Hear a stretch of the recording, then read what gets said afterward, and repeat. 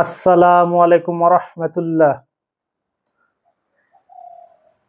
আলহামদুলিল্লাহি রাব্বিল আলামিন ওয়াল আকিবাতু লিল মুত্তাকিন ওয়াসসালাতু ওয়াসসালামু আলা রাসূলিহি মুহাম্মাদিন সাল্লাল্লাহু আলাইহি ওয়াসাল্লাম। আম্মা বাদ। আমি কোরআন থেকে একটি আয়াত নিয়ে আলোচনা করব। 3 নম্বর সূরা আল ইমরান আয়াত নম্বর 31।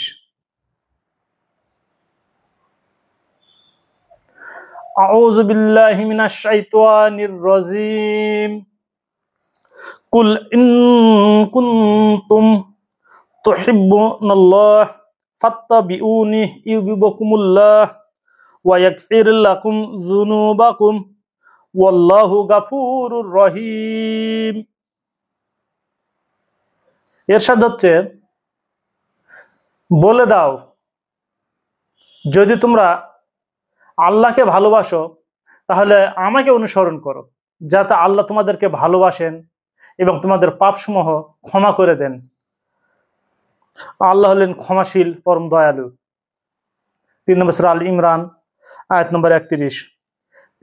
এখানে আল্লাহ রসুলকে বলল, হে রসুল, আপনি মানুষকে বলে দিন, যদি কেউ দাবি করে আমি আল্লাহকে ভালোবাসি, সে যেন তোমার অনুসরণ করে। অর্থাৎ যদি কোনো ব্যক্তির আমল রসুল সাল্লাল্লাহু আলাইহি সাল্লামের সুন্নাতের উপর প্রতিষ্ঠিত হয়, তাহলে সে রসুলকে অনুসরণ করলো। যদি কোনো ব্যক্তির আমল রসুল সাল্লাল্লাহু আলাইহি সাল্লামের সুন্নাতের বিরোধী হয়ে যায়, রসুল সাল্লাল্লাহু আলাইহি সাল্লামের সুন্নাতের সাথে মিল খুঁজে পাওয়া না যায়, তাহলে সে যদি বলে আমি আল্লাহকে ভালোবাসি, তাহলে সে তার ভালোবাসার দাবিতে মিথ্যাবাদী। আর যদি তার আমল রসুল সাল্লাল্লাহু আলাইহি সাল্লামের সুন্নাতের সাথে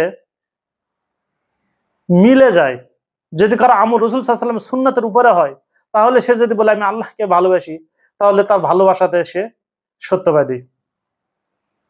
তাই আসুন আমরা আমাদের আমলগুলো মিলিয়ে দেখি রসুল সাল্লাল্লাহু আলাইহি সাল্লামের সুন্নাতের সাথে মিল আছে কি নাই। যদি থাকে আমরা সত্যবাদী, আমরা আল্লাহকে ভালোবাসি। আর যদি না থাকে তাহলে আমাদের দাবিতে আমরা মিথ্যাবাদী। আসসালামু আলাইকুম ওয়া রাহমাতুল্লাহ।